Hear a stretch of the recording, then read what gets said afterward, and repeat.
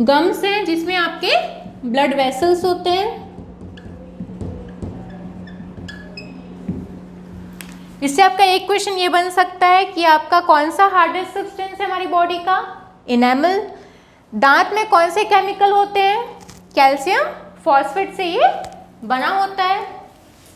The next important point क्या आता है आपका, दांत के स्टडी को क्या बोलते हैं हम, डेंटोलॉजी या ओडोंटोलॉजी। साइंस की वो ब्रांच जो दांतों को स्टडी करती है उसको क्या बोलते हैं हम,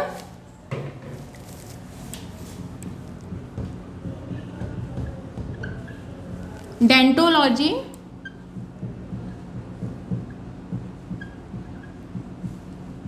या फिर हम इसको बोलते हैं ओडेंटोलॉजी।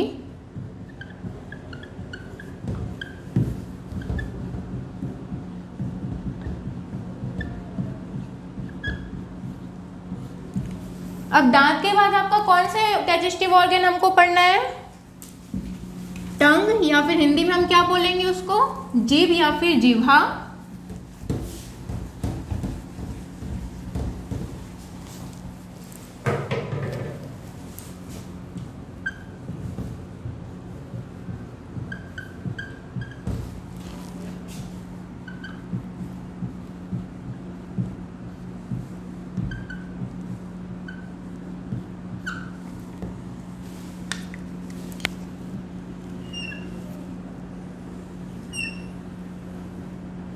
अब देखिए इससे क्या क्वेश्चन बनता है, जब आप खाना खाते हैं तो सबसे पहले आपको मीठा का पता चलता है और सबसे लास्ट में कड़वे का पता चलता है, ऐसा क्यों होता है। देखिए जो आपके जो टेस्ट बड है इसमें यहाँ पर सब क्या होता है, आपका मीठा का पता चलता है, स्वीट या मीठापन। उसके बाद हमारा रहता है सॉल्टी या नमकीन।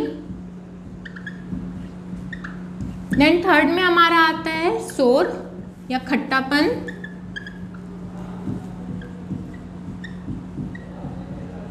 लास्ट में हमारा रहता है बिटर या फिर कड़वापन।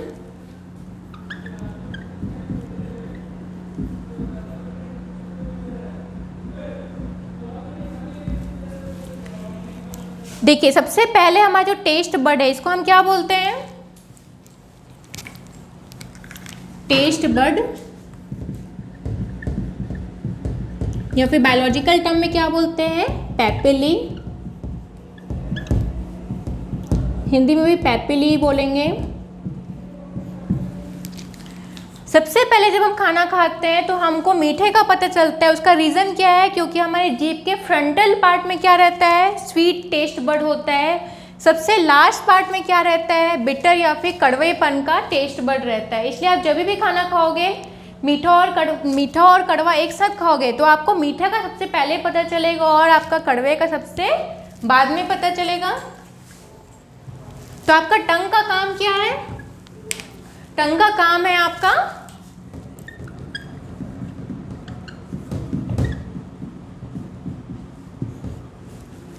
टू गिव टेस्ट,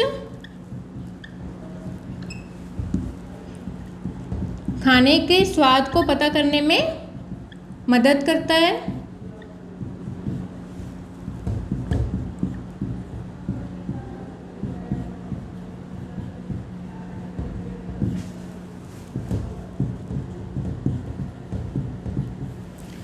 अब जो आपका जो ये टंग है ये आपका जो है पीछे एक बोन से अटैच रहता है, उसको हम क्या बोलते हैं, हायोइड बोन।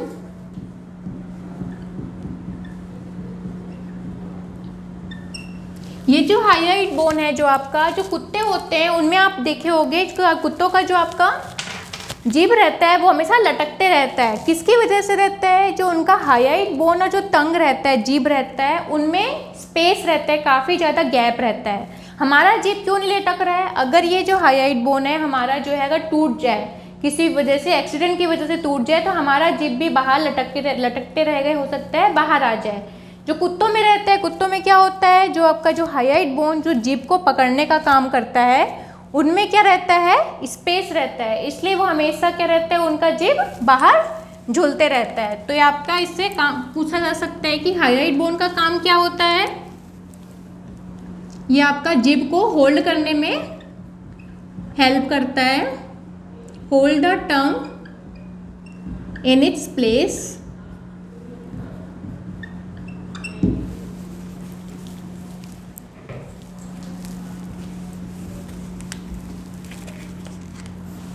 जिब को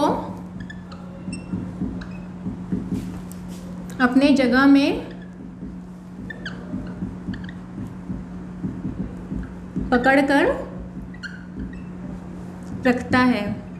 कौन सा बोन? Highlight bone. देन आपका नेक्स्ट आता है सलाइवरी ग्लैंड, या इसको हम हिंदी में बोलते हैं लार ग्रंथि।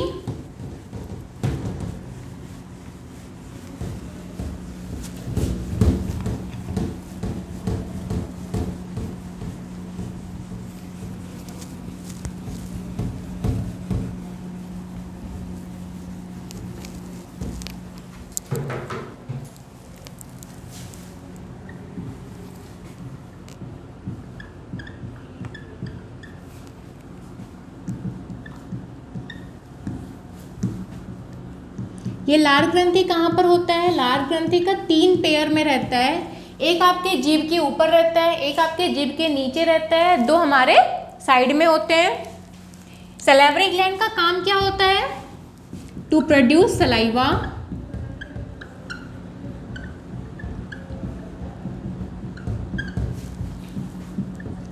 लार के निर्माण में मदद करता है।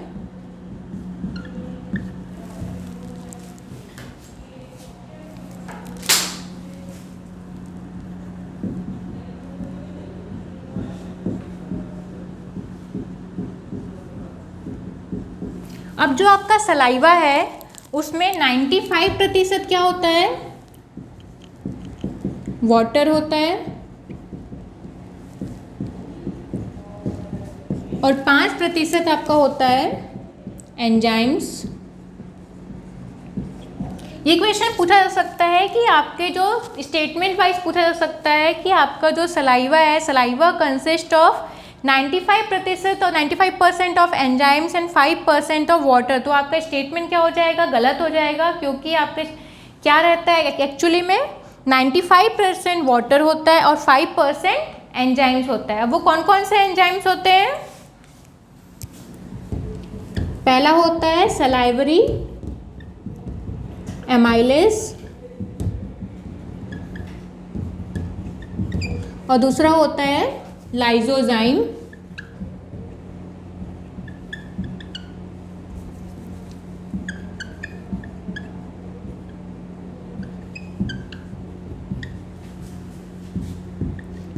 हिंदी में लाइजोजाइम ही बोलते हैं।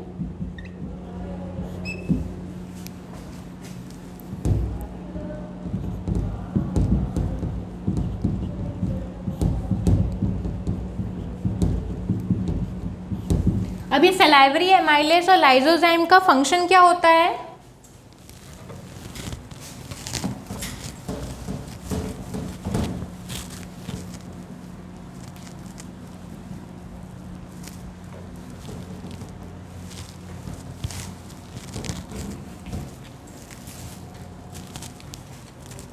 देखिए, जो आपका सलाइवरी एमाइलेज है, मैंने आपको बताया था कि हम जो है जो खाना खा रहे हैं उसमें 3 टाइप के पार्टिकल्स होते हैं, शर्करा, प्रोटीन और वसा। तो आपका जो शर्करा है, शर्करा का पाचन कौन मदद करता है? आपका salivary amylase. It helps in the digestion of carbohydrates.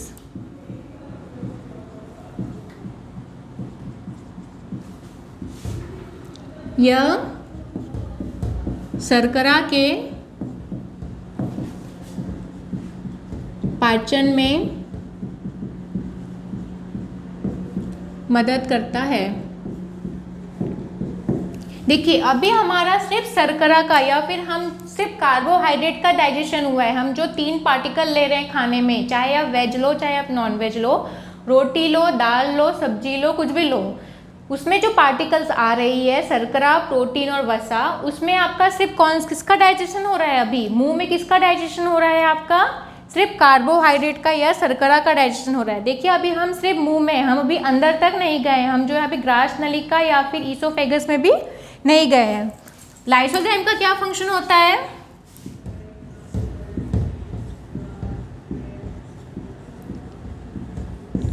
जो हम खाना खाते हैं तो हमारे खाने के साथ साथ कुछ कुछ जो आपके वायुमंडल में या एटमॉस्फेयर में कुछ कुछ आपके जो है क्या रहते हैं, जीवाणु या विषाणु रहते हैं जो हमारे मुंह के अंदर घुस जाते हैं। तो उसको क्या काम करता है? लाइसोजाइम उनको क्या करता है? नष्ट करने में मदद करता है।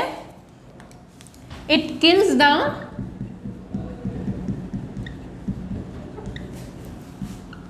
माइक्रो ऑर्गेनिज्म, जीवाणु और विषाणु को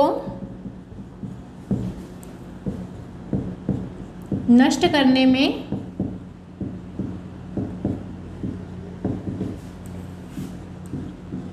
मदद करता है।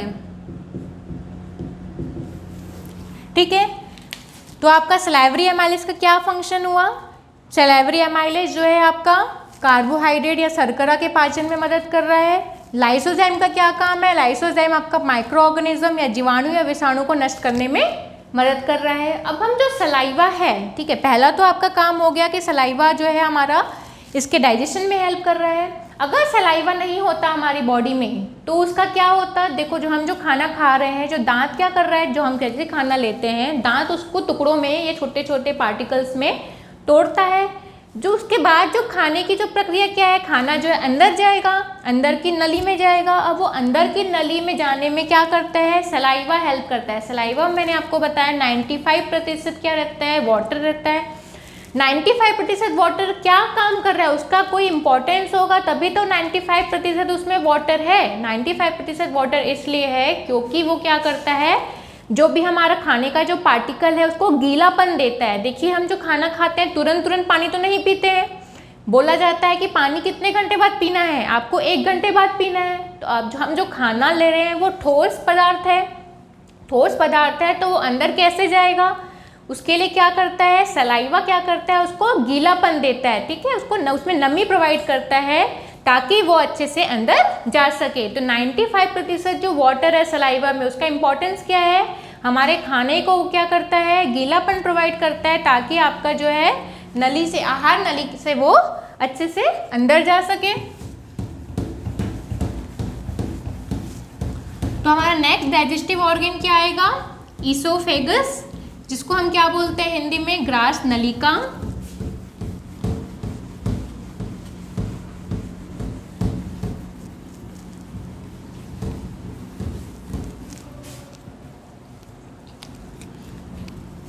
देखिए हमारा ये जो है आपका माउथ है,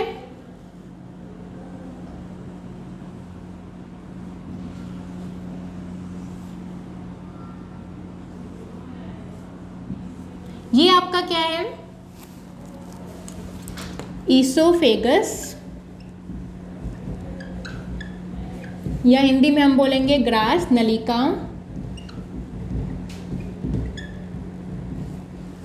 इसका काम क्या होता है?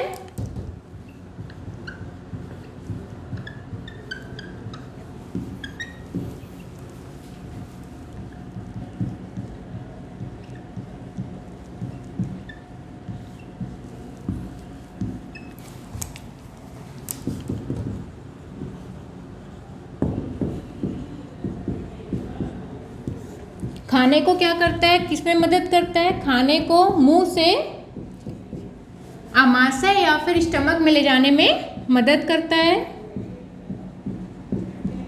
खाने को मुंह गुहिका से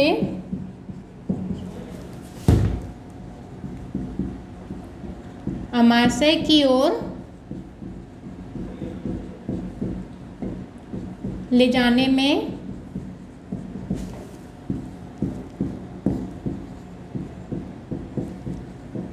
मदद करता है। It helps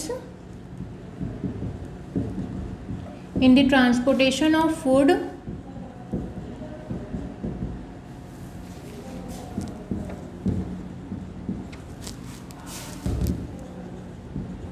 from mouth और बकल कैविटी और ओरल कैविटी टू स्टमक। अब देखिए इसमें एक मूवमेंट होता है पेरिस्टालसिस मूवमेंट। ये आपका जो फंक्शन कैसे कर रहा है, जो खाने को लेके जा रहा है मुंह से स्टमक या फिर अमाशय की ओर, किसकी मदद से कर रहा है, इसमें एक प्रोसेस होता है, एक मूवमेंट होता है, उसको हम बोलते हैं, बायोलॉजिकल टर्म है पेरिस्टालसिस मूवमेंट।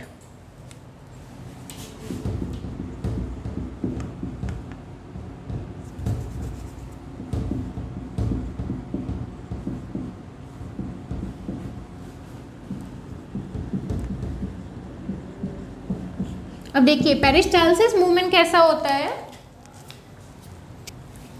हमने खाना लिया, ये हमारा खाना जा रहा है।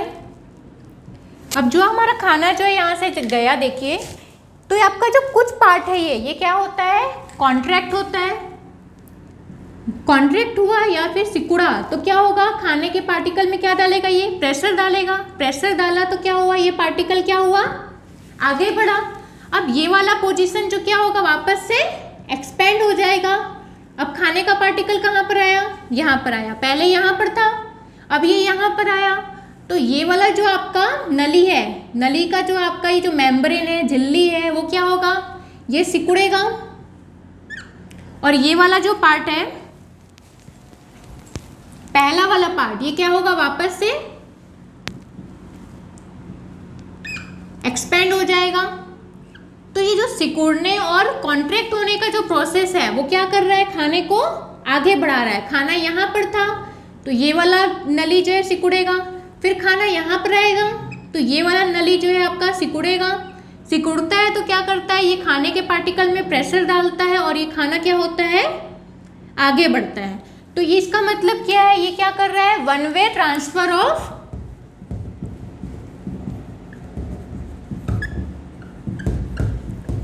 फूड में क्या करता है, ये हेल्प करता है।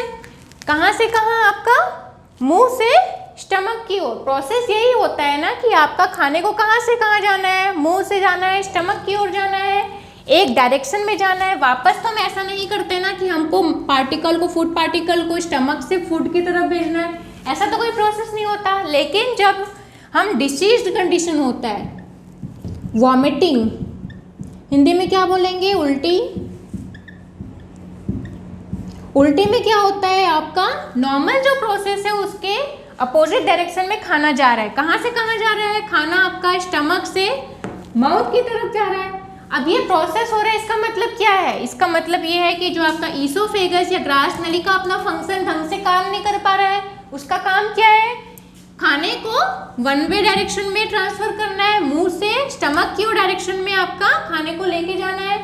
उल्टे में आपका खाना जो है ऊपर की तरफ गया, मतलब आपका ईसोफेगस ढंग से काम नहीं कर रहा है, मतलब ये जो पेरिस्टालसिस मूवमेंट है सही से काम नहीं हुआ। उस कंडीशन में क्या होता है, आपका वॉमिटिंग होता है। जब आपका ईसोफेगस जो आपके खाने को एक तरफ नहीं लेके जा पाता, जब उसका जो नली है वो वीक हो जाती है, या फिर आपका स्टमक है वो अच्छे से काम नहीं करेगा, तब ये आपका क्या होता है, खाना जो है मुंह की तरफ से बाहर आ जाता है।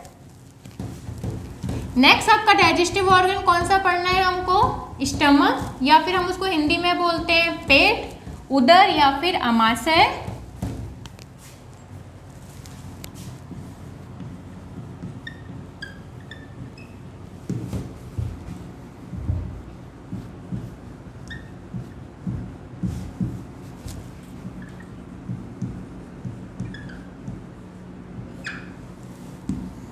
अब ये जो आपका स्टमक है,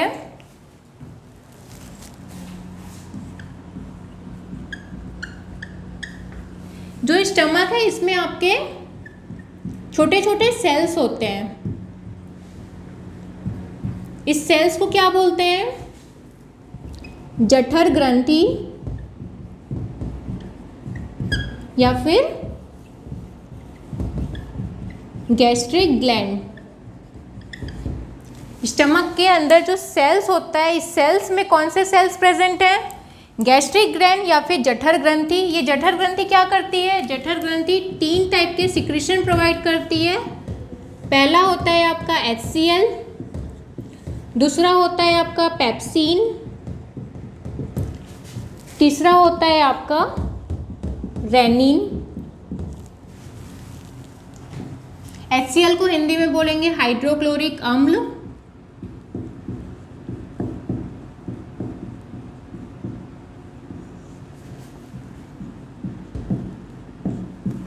पेप्सिन को पेप्सिन ही बोलते हैं,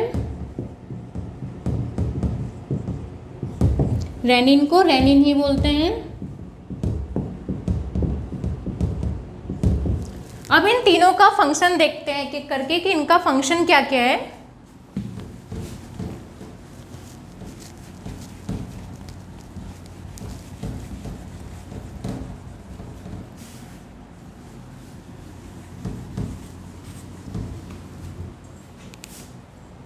देखिए, जो हाइड्रोक्लोरिक एसिड है उसका काम क्या है?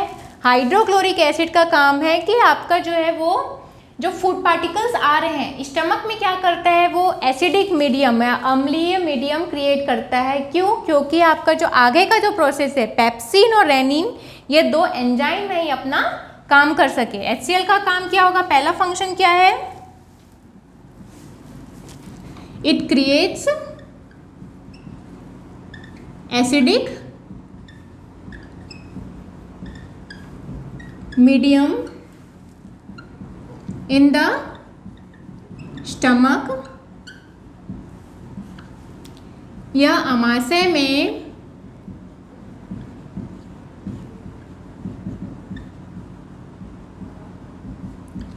अम्लीय प्रकृति उत्पन्न करता है।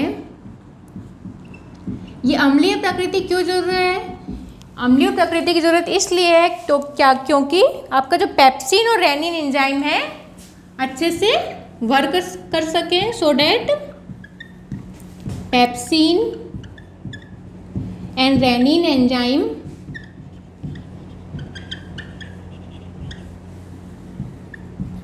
कैन फंक्शन effectively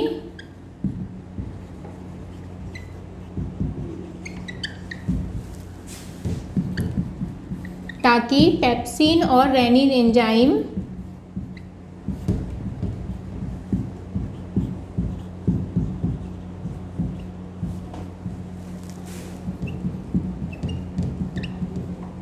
अपना काम कर सके। अब पेप्सिन और रेनिन एंजाइम का फंक्शन क्या, ये देखते हैं।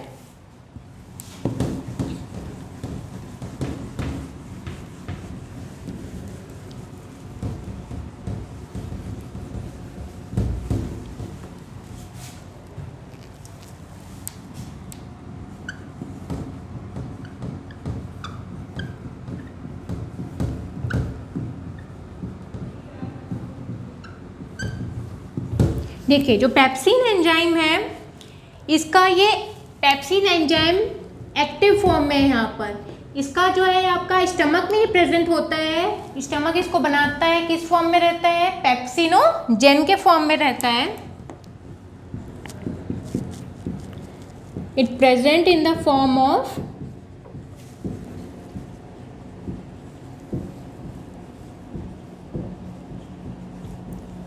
Pepsinogen in the stomach.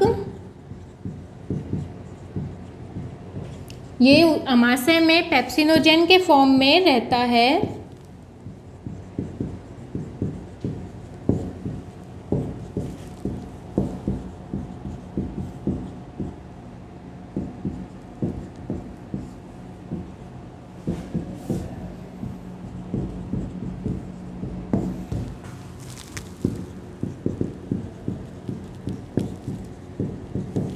HCl क्या कर रहा है? HCl कर रहा है पेप्सिनोजेन को किसमें कन्वर्ट कर रहा है? पेप्सिन में। ये क्वेश्चन पूछा जा सकता है कि आपका पेप्सिन एक्टिव फॉर्म में है कि इनएक्टिव फॉर्म में। देखिए आपका पेप्सिनोजेन आपका इनएक्टिव फॉर्म में है यहाँ पर, और एक्टिव फॉर्म कौन सा है, पेप्सिन। HCl क्या कर रहा है, HCl आपका पेप्सिनोजेन को पेप्सिन में कन्वर्ट कर रहा है। अगर हमारे बॉडी में, हमारे स्टमक में या हमारे आमाशय में सही मात्रा में HCl रिलीज नहीं होगा तो क्या होगा, पेप्सिनोजेन कन्वर्ट हो पाएगा क्या पेप्सिन में, नहीं हो पाएगा। अगर पेप्सिनोजेन पेप्सिन में कन्वर्ट नहीं हो पाया तो पेप्सिन अपना काम कर पाएगा क्या, नहीं कर पाएगा। उसका काम क्या है, प्रोटीन का डाइजेशन करवाना या प्रोटीन का पाचन करवाना। देखिए अभी जो मैंने बताया आपको, हम जो खाना ले रहे हैं, खाना में हम 3 पार्टिकल ले रहे हैं, कार्बोहाइड्रेट, प्रोटीन और फैट, शर्करा, प्रोटीन और वसा। शर्करा का डाइजेशन हमने कहाँ पर करवाया, मुख गुहिका में करवाया। कौन कर रहा था, सलाइवरी एमाइलेज कर रहा था। दूसरा पार्टिकल प्रोटीन का डाइजेशन हम कहाँ पर करवा रहे हैं, स्टमक में या आमाशय में करवा रहे हैं। कौन करेगा, पेप्सिन करता है। जो हम प्रोटीन लेते हैं उसका डाइजेशन कौन करवा रहा है, आपका पेप्सिन एंजाइम करवा रहा है। किस में कन्वर्ट करेगा ये, प्रोटियोज एंड पेप्टोज में। अभी भी एक पार्टिकल बच गया है, कौन सा, फैट वाला पार्टिकल बच गया है। फैट वाला पार्टिकल अभी भी अनडाइजेस्टेड फॉर्म में है, उसको हम आगे डाइजेस्ट करवाएंगे। प्रोटीन का डाइजेशन हमने स्टमक में कराया या आमाशय में करवाया। किस में डाइजेस्ट हुआ ये, प्रोटियोज और पेप्टोज के फॉर्म में। कार्बोहाइड्रेट या शर्करा का डाइजेशन हमने कहाँ पर करवाया था, मुंह में करवाया था। किस फॉर्म में कन्वर्ट हुआ, वो ग्लूकोज के फॉर्म में हुआ। तीसरा कौन सा एंजाइम था, रेनिन एंजाइम था। रेनिन एंजाइम का देखते हैं फंक्शन क्या होता है।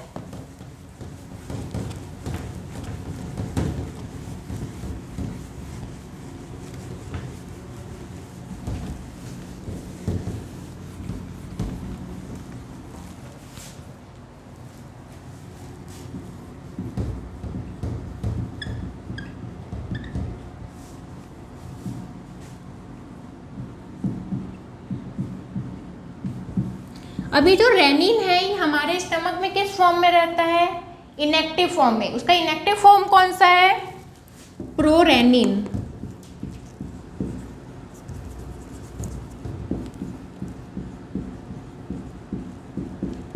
प्रोरेनिन फॉर्म में ये रहता है। HCl क्या करवाता है, HCl प्रोरेनिन को किस में कन्वर्ट करवा रहा है, रेनिन में। रेनिन कौन सा फॉर्म है, एक्टिव फॉर्म है। एक्टिव फॉर्म का मतलब ये अब अपना कार्य कर सकेगा। किस फॉर्म में स्टमक में रहता है, इनएक्टिव फॉर्म में। इसका इनएक्टिव फॉर्म कौन सा है, प्रोरेनिन।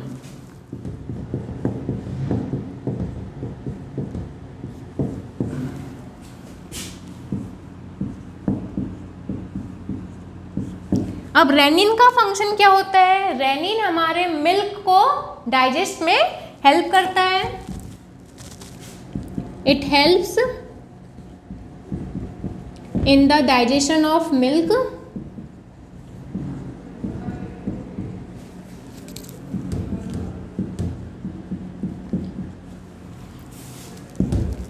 यह दूध के पाचन में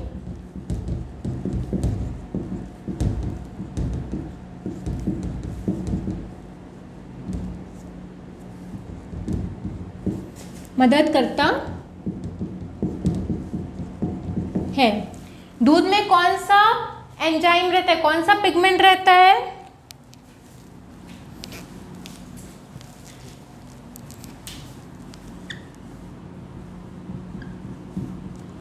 मिल्क में रहता है कैसीन प्रोटीन।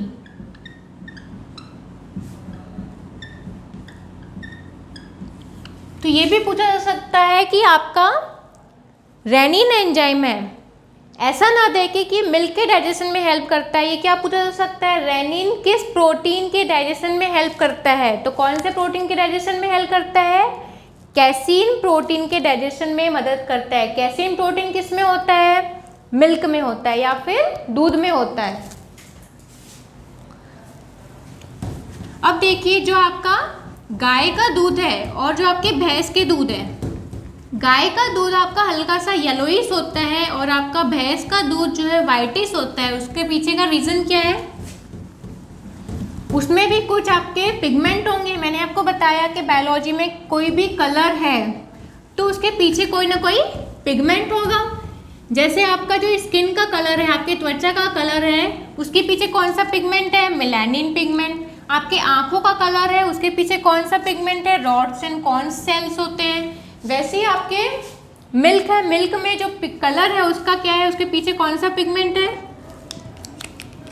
देखिए आपका जो काउज मिल्क है या गाय का दूध,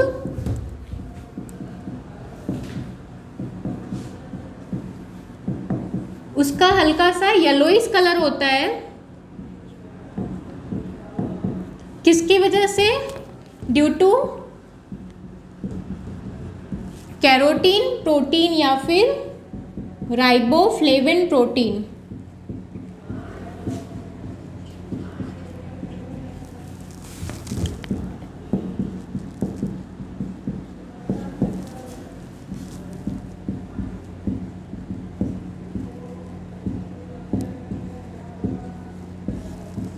और आपका जो बफेलोज मिल्क है,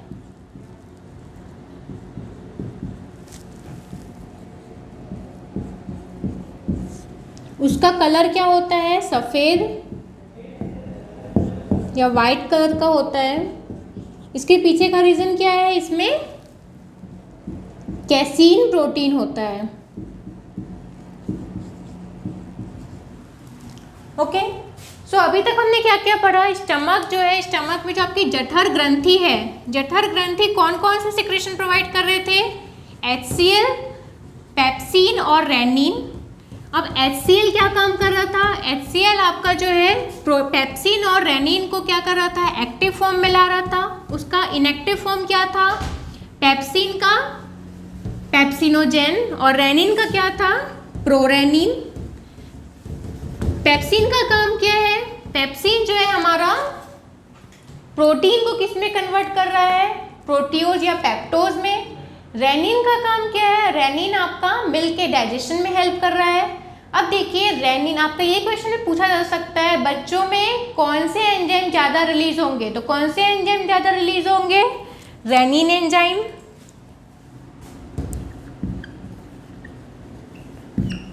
इन्फेंट में आपका कौन सा एंजाइम ज़्यादा रिलीज होगा?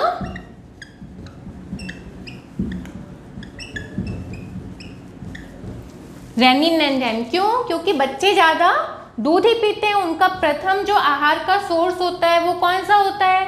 दूध ही होता है। इसलिए उनके में रेनिन एंजाइम ज़्यादा रिलीज होगी उनके बॉडी में, क्योंकि वो other food particles, carbohydrate, protein या वसा तो ले नहीं रहे हैं, इसलिए उनकी बॉडी में क्या ज़्यादा रिलीज होगा? रेनिन एंजाइम ज़्यादा रिलीज होगा। अब आप देखिए जब हम ज़्यादा खाना खा लेते हैं, आप सभी सुने होंगे एसिडिटी का वर्ड। एसिडिटी वर्ड होता है हमको जो है हमारा पेट में जलन हो रहा है, वो क्या होता है?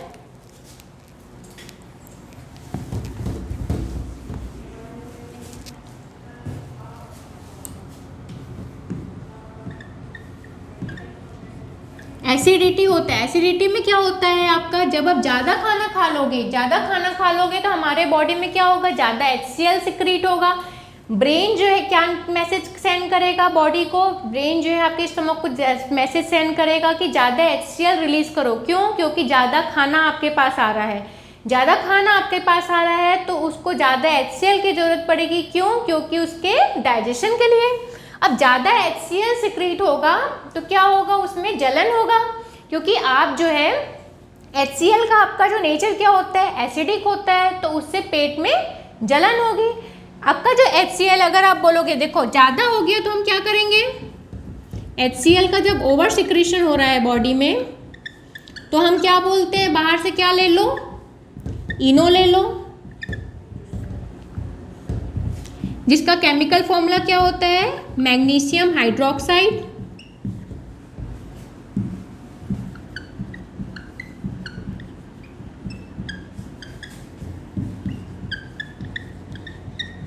या फिर हम क्या देते हैं? Baking soda.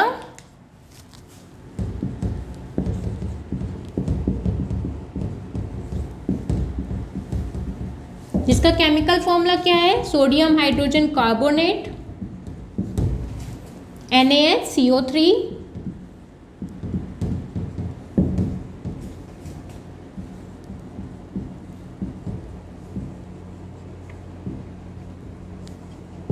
ये किस केस में है, जब हम ज़्यादा खाना खा लेते हैं, ज़्यादा खाना खा रहे हैं तो हमारे बॉडी, हमारा ब्रेन जो है बॉडी को क्या सिग्नल भेजता है कि आपको ज़्यादा HCl की ज़रूरत है, क्योंकि आपके पास ज़्यादा खाना आ रहा है, उसके डाइजेशन में हमको ज़्यादा HCl रिलीज करेगा। अब ज़्यादा HCl हमारे स्टमक में रिलीज हो रहा है तो क्या होगा, उससे आपका पेट में जलन होगा। तो हम क्या प्रिस्क्राइब करते हैं, इनो जिसका केमिकल फॉर्मूला है मैग्नीशियम हाइड्रोक्साइड, या बेकिंग सोडा जिसका केमिकल फॉर्मूला है सोडियम हाइड्रोजन कार्बोनेट। ये तो उस केस में हुआ जब हम ज़्यादा खाना खा लेते हैं, जब हमारे बॉडी में ज़्यादा HCl सिक्रीट होता है। अब आप बोलोगे मान लो कभी खाना पच नहीं रहा है, तो आप ये सोचो कि खाना क्यों नहीं पच रहा है, हो सकता है हमारी बॉडी में HCl काम ही नहीं कर रही होगी, HCl बन ही नहीं रहा होगा, तो हम बाहर से HCl पी लेते हैं तो हमारे बॉडी में डाइजेशन हो जाए। ऐसा नहीं होता।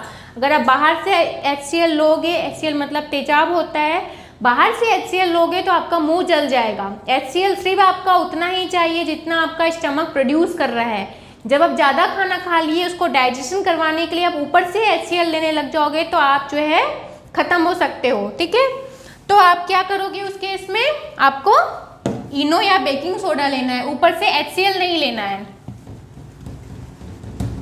अब जो आप बोलोगे मैडम अगर हम मुंह से HCl ले रहे हैं तो हम मर सकते हैं, हमारा मुंह जल सकता है, तो हमारा स्टमक की कोशिकाएं, स्टमक का जो सेल्स है वो क्यों नहीं जल रहा है।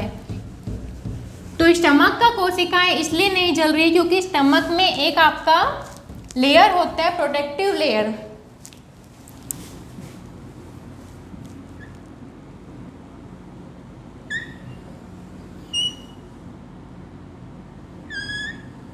ये आपका स्टमक है, यहाँ पर मैंने आपको बताया ये कौन सी है, जठर ग्रंथि या गैस्ट्रिक ग्लैंड, वो HCl सिक्रीट कर रही है। इसके अंदर में एक आपका ग्लैंड होता है जिसको हम बोलते हैं म्यूकस ग्लैंड, श्लेष्मा ग्रंथि।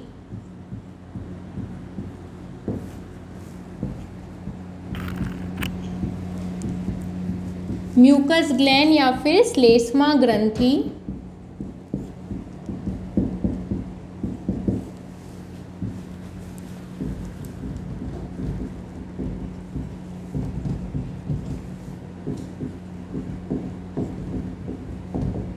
ये श्लेष्मा ग्रंथि का काम क्या है, जो आपका स्टमक या फिर हमारे से HCl सिक्रीट कर रहा है उसको आपका स्टमक के सेल से ही उस HCl से ना जले, तो म्यूकस क्या करता है, एक म्यूकस लेयर प्रोवाइड करता है।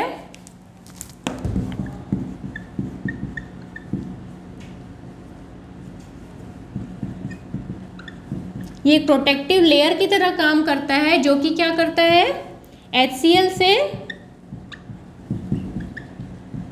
अमाशय के कोशिकाओं को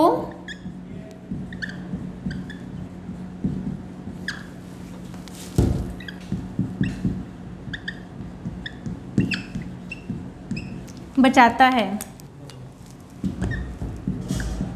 It protects the cells of stomach from the